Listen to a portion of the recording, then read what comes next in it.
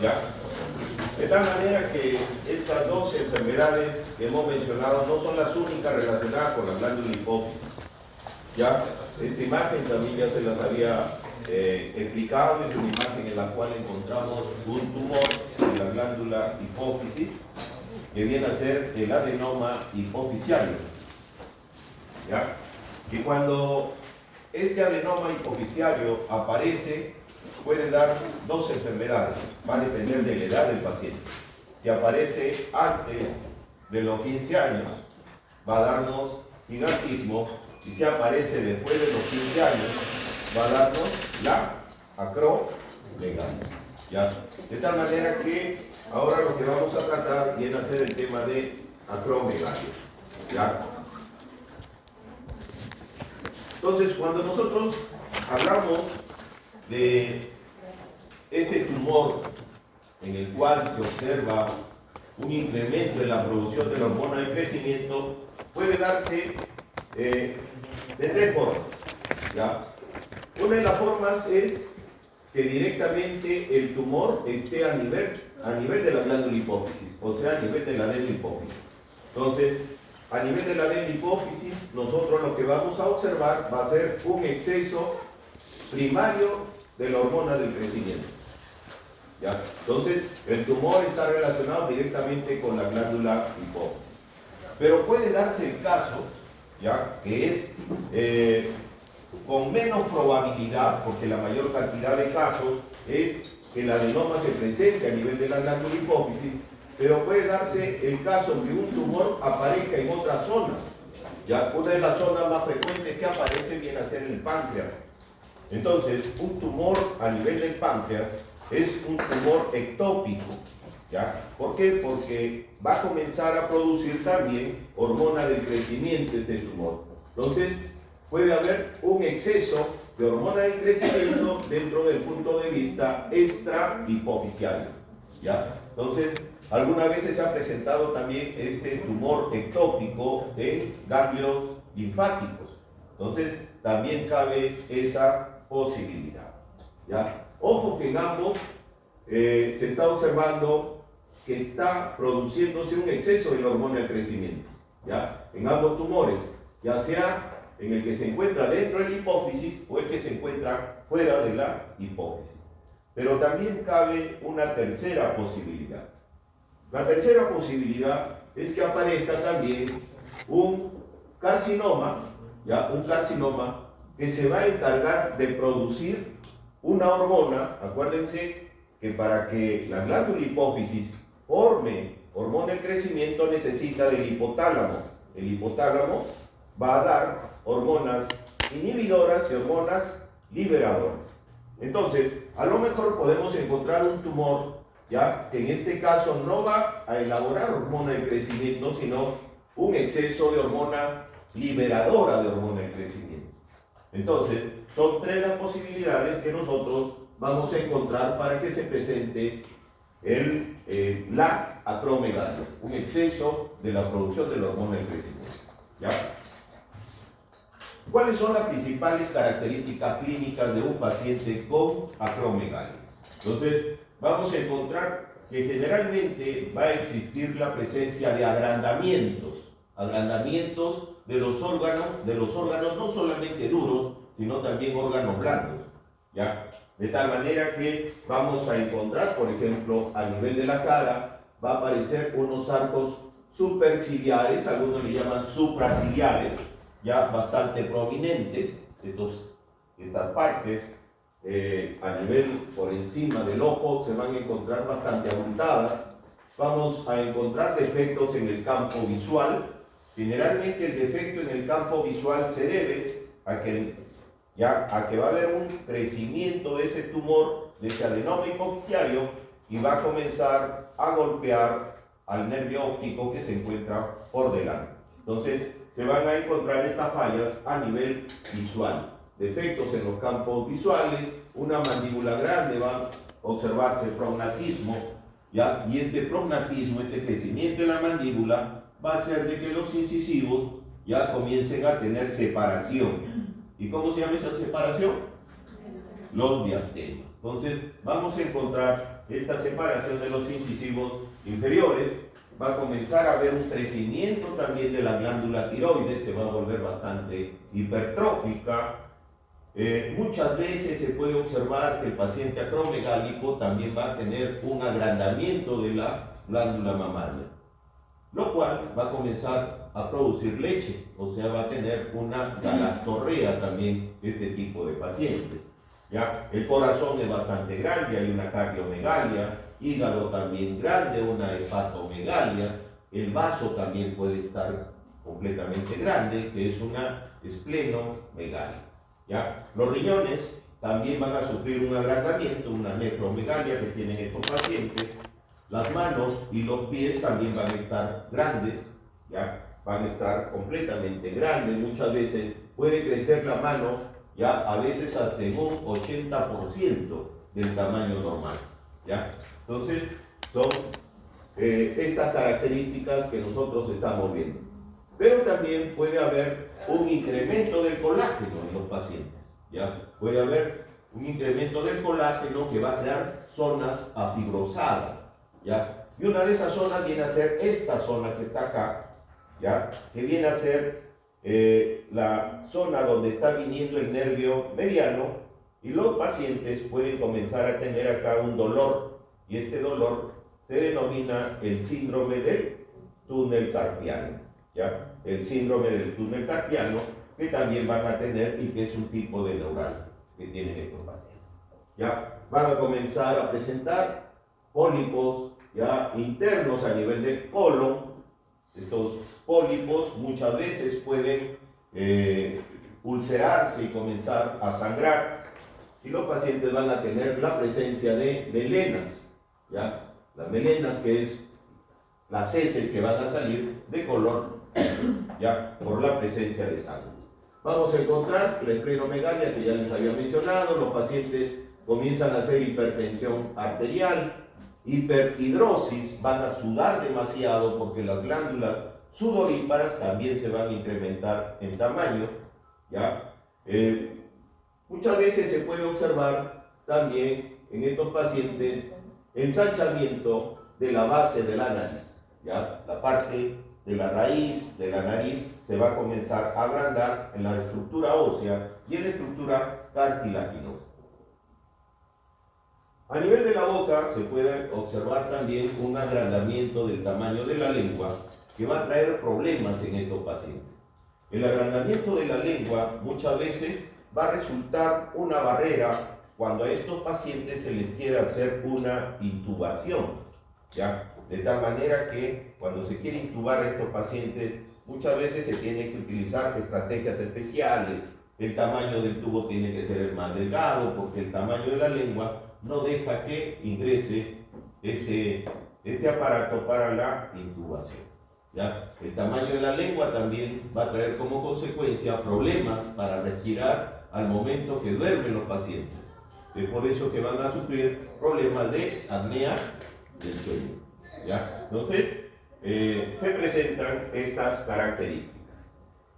A nivel de los huesos puede comenzar a presentar también artritis, ¿ya? Puede haber problemas de las articulaciones que muchas veces son muy frecuentes en estos tipos de pacientes, ¿ya? Entonces, nosotros vemos de que hay diferentes características craneofaciales en los pacientes. Hemos visto a nivel de la mandíbula, el tamaño de la mandíbula es bastante grande. Ya vamos a observar a nivel de los labios, también son abultados, son agrandados, evertidos, ¿ya? Vamos a encontrar la presencia también en estos pacientes de cráneo facial, los arcos supraciliares bastante grandes, la lengua que va a estar grande, y los adenoides que también se encuentran ampliados en estos pacientes, ¿ya? Entonces acá nosotros podemos observar con esta resonancia magnética la presencia del tumor a nivel de la silla turca. Este viene a ser el adenoma hipofisial, ¿ya? La acromegalia no es exclusivamente de la mujer ni del varón. Generalmente hablamos de que hay una proporción tanto en varones como en mujeres. Entonces, vamos a encontrar que la edad en la que comienza a aparecer esta enfermedad, generalmente el promedio está entre 30 a 50 años. ¿Ya? Raza tampoco hay predilección, ¿ya? Y la principal causa es el adenoma hipofisiario. Entonces, si por ahí yo les pregunto, por ejemplo, además del adenoma hipofisiario, ¿cuál puede ser la causa de una acromegalia? Entonces, se quedan sin respuesta, ¿no? ¿Cuál puede ser la causa? Genética, no. Empezamos ahí, empezamos en esa imagen que le puse. Este es lo más frecuente, el adenoma hipofisiario. Pero yo les digo, además del adenoma hipofisiario, ¿cuál puede ser la otra causa? Ya se olvidaron. Estos son hormonas de crecimiento. ¿De dónde? Porque el adenoma hipofisiario nos va a dar exceso de hormona de crecimiento también. ¿Dónde? En un tumor ectópico formador de hormona de crecimiento, ya por ejemplo en el páncreas. Un tumor ectópico, ya, que esté formando ¿qué cosa? Hormona liberadora de la hormona de crecimiento, ¿ya? ¿Y dónde está esa respuesta? Si en caso se olvidaron, está acá cuando les explicaba esto, doctores, ¿ya?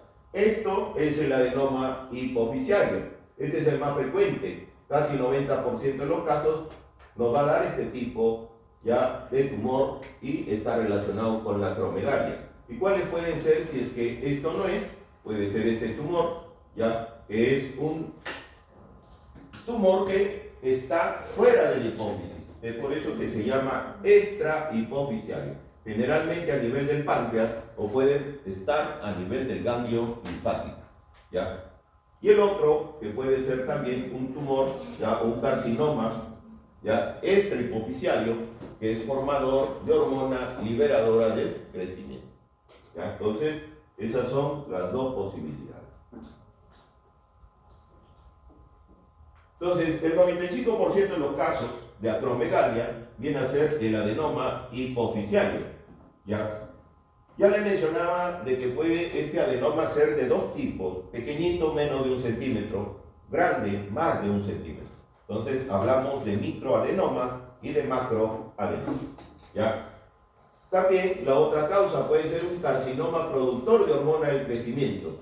¿Ya? Entonces esto de forma ectópica, como lo podemos encontrar a nivel del páncreas. ¿Ya? Entonces observamos prominencia supraorbitaria, mandíbula y nariz grande que pueden tener estos pacientes, un labio ya vertido, generalmente el inferior está bastante vertido. Vamos a encontrar el aumento del diámetro anteroposterior del tórax, ¿ya? Algunos dicen que tiene un tórax en forma de tonel, ¿ya? ¿Conocen los toneles? ¿Qué cosa es un tonel? A ese doctor se equivoca, no es tonel, es túnel. ¿Qué es un tonel? ¿Han visto esas vasijas donde almacenan las aceitunas? Que son redondos arriba, redondo abajo, pero son panzoncitos en las partes laterales. A eso se les llaman toneles, ¿ya? Toneles. Entonces, así es el tórax de este tipo de pacientes. Van a sufrir de artrosis, manos y pies grandes, ¿ya? Miren el ensanchamiento de los dedos, ya, manos en forma de pala que tienen estos pacientes con acromegalia, ¿ya? Hay una imagen comparativa, miren la mano del doctor y miren la mano del paciente, ¿ya? Ya podemos decir que hasta están más o menos en un promedio de 30% más del tamaño normal de una mano, ¿ya? Igualito ocurre a nivel de los pies, ¿ya? El crecimiento de las estructuras a nivel del paciente con acromegalia es simétrica.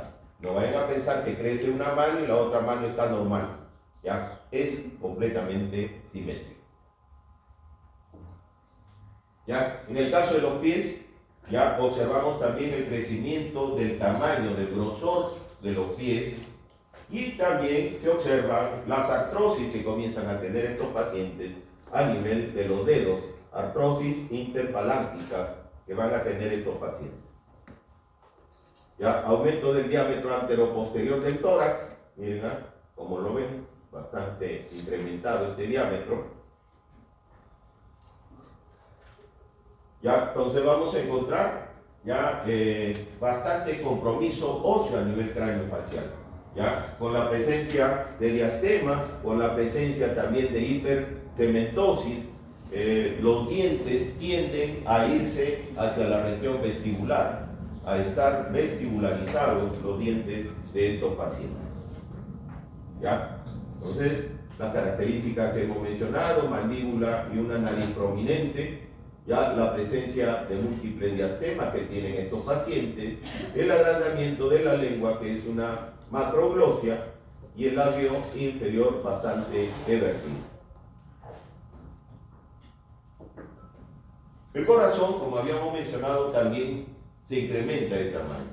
Entonces, nosotros vamos a encontrar la cardiomegalia y que va a ir de la mano también con los pacientes porque van a sufrir de hipertensión arterial, ya un incremento de la frecuencia cardíaca también en estos pacientes. También se ha llegado a observar un agrandamiento a nivel de los senos paranasales, en especial los senos frontales de estos pacientes. Entonces, también se observan estas características dentro del punto de vista radiográfico. Entonces, existen muchas manifestaciones bucales y rasgos maxilofaciales en los pacientes con acromegalia. Ya hemos visto algunos, ya vamos a revisar, ya. Miren, como les mencionaba, no solamente van a incrementarse en tamaño los órganos duros, sino también los órganos blandos. De tal manera que una de las sustancias químicas que se incrementan es el colágeno, pero también se va a incrementar los componentes de los tejidos conectivos, como son las sustancias fundamentales, ¿ya? De tal manera que una de esas sustancias fundamentales que se va a incrementar vienen a ser los glicoaminoglicanos, o llamados también glucoaminoglicanos, que son componentes de la sustancia fundamental.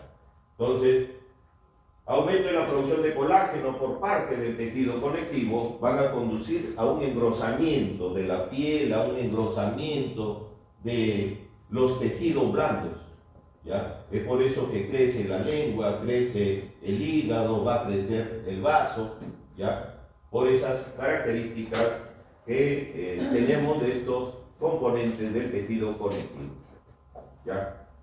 El crecimiento mandibular puede provocar prognatismo más o menos en un 20 a 22% de estos pacientes, ¿ya? Va a haber un cambio de un patrón dental, tanto dental como esquelético, que puede llegar a una clase 3 en estos pacientes. Generalmente, si nos preguntamos si por qué crece la mandíbula, es porque el hueso de la zona cortical se va a ir colocando de forma aposicional a nivel del periósteo. Se va a ir ya agregando matriz ósea a nivel de esa región del periósteo. Entonces, aposición del hueso perióstico debido a la reactivación de los centros de crecimiento que hay a nivel del cóndilo de la mandíbula. ¿Ya? Entonces, así es como va a ir creciendo este maxilar inferior.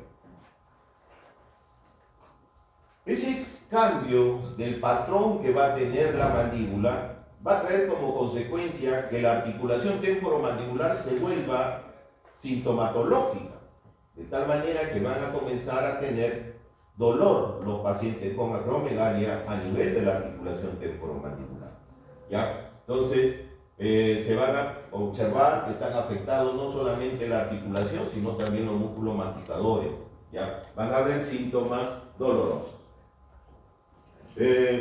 Lamentablemente, pues, ya con todos estos cambios, el aspecto estético del paciente ya se va a ver alterado, ya los arcos supraciliares grandes, la mandíbula grande, la nariz grande. Entonces vemos que la estética del paciente puede verse considerablemente alterada por este crecimiento tardío, ya, Y esto puede afectar también el aspecto psicológico del paciente.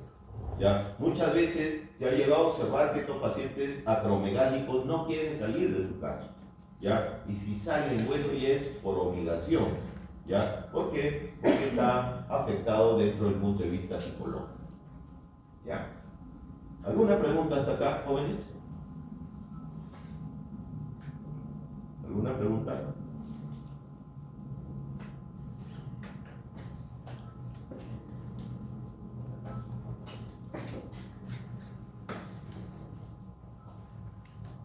Entonces, vemos esos patrones faciales que están alterados, ¿ya? Acá vemos la mandíbula en la relación oclusal, vemos que la mandíbula se encuentra en clase 3, ¿ya? En una clase 3. Solucionar este problema de los pacientes acromegálicos es bastante difícil. Ya vamos a suponer de que venga un paciente acromegálico y les diga, ¿sabe qué? Yo no quiero tener esta oclusión, yo quiero tener de que mis dientes sean un poquito más normales. Entonces, ¿se puede hacer alguna cirugía relacionada con la mandíbula para recuperar el aspecto facial? ¿Se puede hacer o no se puede hacer?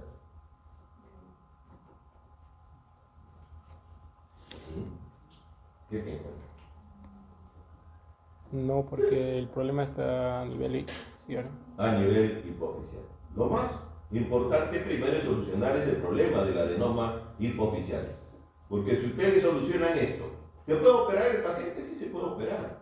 Acuérdense que hay cirugías ya de mandíbula que se puede disminuir el cuerpo de la mandíbula. Pero si ustedes van a operar y todavía el tumor lo tienen, con la cura va a ser porque va a volver otra vez a lo mismo el paciente. ¿Ya?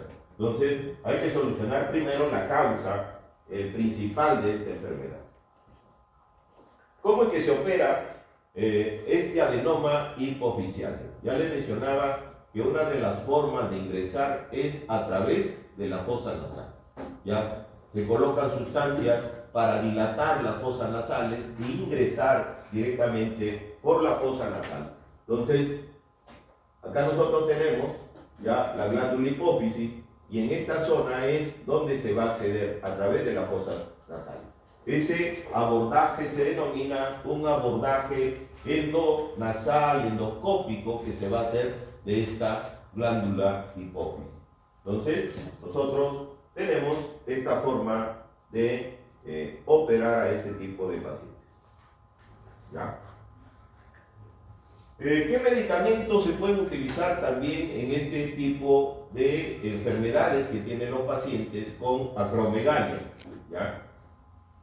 Hay un medicamento que viene a ser la cabergolina. La cabergolina es un medicamento que tiene la característica de disminuir el tamaño del tumor, ¿ya? De tal manera que va a disminuir el volumen celular, ¿ya? Mediante mecanismos de secreción, ¿ya? Va a inhibir la secreción de la hormona del crecimiento y así es como va a ir trabajando esta cabergolina. Acá tenemos un caso clínico, ¿ya? Es una paciente mujer de 43 años que ya antiguamente había sido diagnosticada con acromegalia, ¿ya? Pero que acude al servicio de cirugía bucal por presentar dolor a nivel de la región mandibular, ¿ya? Entonces, también va acompañada de otros problemas. Esta paciente tiene halitosis, aumento del tamaño de labios y lengua desde hace 8 años. Ya el historial médico reveló que le habían diagnosticado acromegalia a la edad de 40 años. O sea, ya anteriormente había sido diagnosticada. Pero ella venía por un motivo de consulta. ¿Cuál era? ¿Cuál es el motivo de consulta? El dolor, ¿no es cierto? Ya, y el dolor, pues hemos visto que esto es una característica que van a tener estos pacientes. ¿Ya? Un dolor a nivel de la articulación temporomandibular. Entonces, además presenta antecedentes de disminución gradual de la vista, dolores de cabeza desde los 2 últimos años y también fue diagnosticada con hipertensión arterial, 140/90. tiene hiperglicemia e hipertiroidismo. Entonces, todos estos síntomas que presenta la paciente están relacionados, son propios de la enfermedad, ya de tal manera que estamos viendo que estas alteraciones, dolor de cabeza, hipertensión, hiperglicemia son parte de la enfermedad de acromegalia. Entonces, el examen clínico extraoral reveló características clásicas de acromegalia que incluyen asimetría facial, labios engrosados, prognatismo, reclusión del maxilar superior, proptosis, una nariz prominente y la cresta supraorbital. Entonces, estas son ya algunas situaciones clínicas que se les va a presentar con estos tipos de pacientes con acromegalia. ¿Ya? Estas son algunas fotos de esta paciente, manos en forma de pala, manos agrandadas, una lengua grande, ¿ya? Y va a tener los maxilares bastante agrandados y engrosados.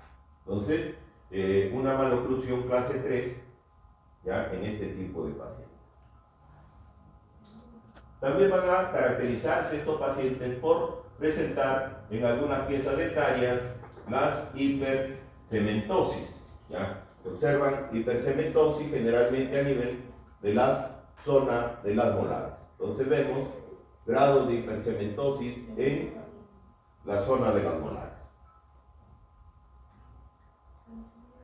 ¿Qué otros problemas más vamos a encontrar en los pacientes con acromegalia? ¿Ya? Los pacientes con acromegalia, como les mencionaba, tienen una vía aérea difícil para poder ingresar, para poder colocar algún aparato cuando se le va a operar a los pacientes.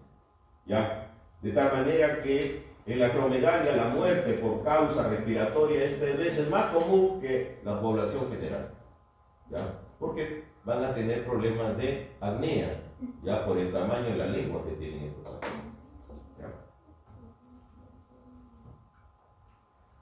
Acá tenemos esta paciente con acromegalia, el tamaño de la lengua, el acceso de la vía aérea, que es bastante difícil en este tipo de pacientes. ¿Ya? Acá podemos observar en esta vista una protrusión mandibular, ¿ya? De la paciente, que va a ser bastante difícil poder ingresar con algún aparato a nivel de la zona de la orofaringe.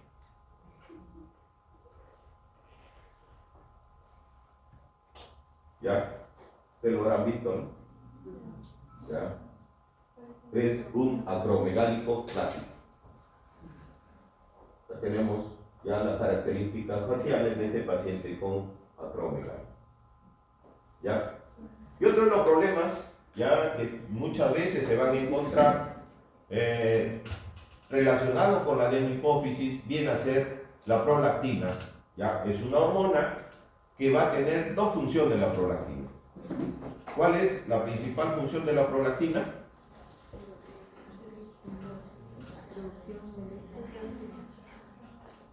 Agrandamiento de la glándula mamaria, generalmente durante la pubertad y durante el embarazo. Pero no solamente agrandamiento, sino también que va a hacer de que se produzca la leche. ¿Ya? De tal manera que puede darse el caso de que ¿ya? Y ojo que quizás los que han tenido hermanitos, ya varoncitos, entre la edad de los 11 y 13 años de edad, muchas veces va a observarse que le comienzan a crecer ligeramente el tamaño de las mamas a estos niños. ¿Por qué? Porque en esa edad de la pubertad, tanto en el varón como en la mujer, comienza a incrementarse la producción de la prolactina, pero crece pasajeramente. Después se estabiliza la cantidad de prolactina en el organismo de estos varones púberes, ¿ya? Pero en el caso de las mujeres sí se va a incrementar, va a comenzar a crecer la mama y va a comenzar a tener agrandamiento de los acinos mamarios, ¿ya? Entonces, la prolactina tiene esa función. Ojo, la prolactina no participa en la secreción, en la expulsión de la leche. ¿Quién es el que participa en la expulsión de la leche? La oxitocina.